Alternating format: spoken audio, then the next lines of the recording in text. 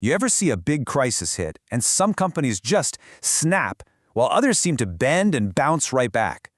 Well, the answer, a lot of the time, is buried in one critical lifeline, their supply chain. So today, we're going to pull back the curtain and see what the most resilient companies are doing differently. And trust me, the answer is probably not what you think. So why do they break?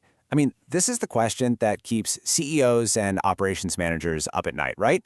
A broken supply chain isn't just some small headache. It can literally bring a company to its knees.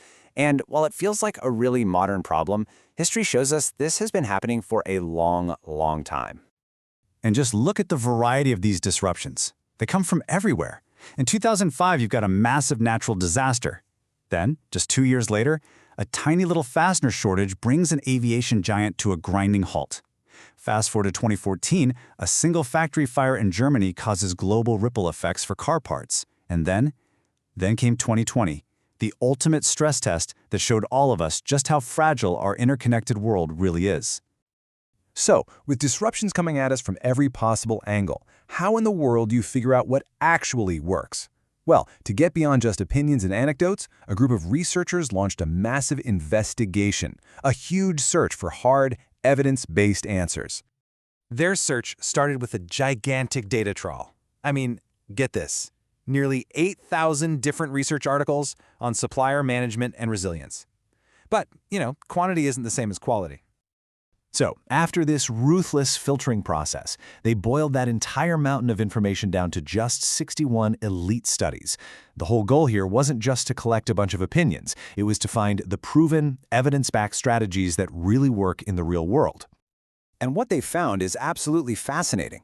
Across all 61 of those top-tier studies, the same 5 core themes just kept popping up, again and again. These, my friends, are the pillars of a business that's built to bend, not to break. So the first and maybe the most important theme has absolutely nothing to do with warehouses or shipping containers or any of that. It's about people. And specifically, it all starts right at the top, with leadership. The research is crystal clear on this. True resilience requires, and I quote, securing senior executive sponsorship and ownership throughout the organization. In other words, this can't just be some task you hand off to the procurement team. No, it has to be a strategic priority, driven from the C-suite, from the very top. This means there has to be a fundamental mindset shift. You got to go from seeing your suppliers as just simple transactions to treating them like true strategic partners. And that means actually training your managers, aligning goals across the entire company, and building deep, collaborative relationships with your most critical suppliers. Okay, so leadership is crucial, but that alone isn't enough. Resilient companies also build incredibly strong processes and demand transparency. They basically plan for chaos so they can operate with clarity, even when everything seems to be going wrong. And this chart just lays out the difference perfectly. A fragile company? It's reactive. It has no backup plans, almost no visibility into its own supply chain, and that leads to mistrust and just constant firefighting.